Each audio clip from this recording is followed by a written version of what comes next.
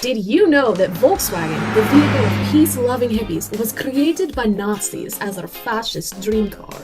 Today's story is about how one of the world's most iconic cars was born out of history's darkest chapters. So let's rewind to 1933.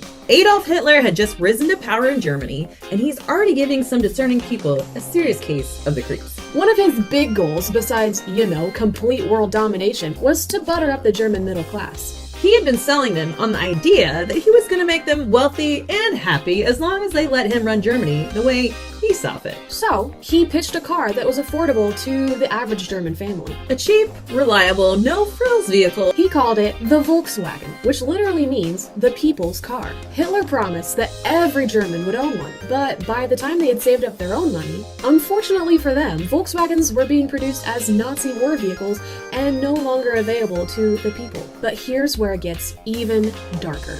Volkswagen relied on prisoners of war, concentration camp inmates to build their vehicles. As if forced labor wasn't dark enough, Volkswagen also played a role in one of the war's most chilling chapters. What happened to the children of its laborers? Many of the female workers arrived pregnant or became pregnant while at the factory. At first, they were just sent home, but by 1943, with the war going badly, deporting pregnant workers was no longer an option. So Volkswagen opened a so-called nursery on site. And by nursery, I mean a place to stash newborns so their mothers could get back to building military vehicles.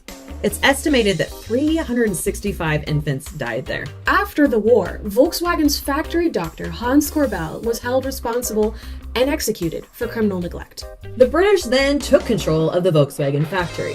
The VW Beetle was rebranded, not as a Nazi-mobile, but as a symbol of peace and counterculture. By the time the 60s rolled around, the car designed for fascists, ironically, became the right of choice for people who protested fascism.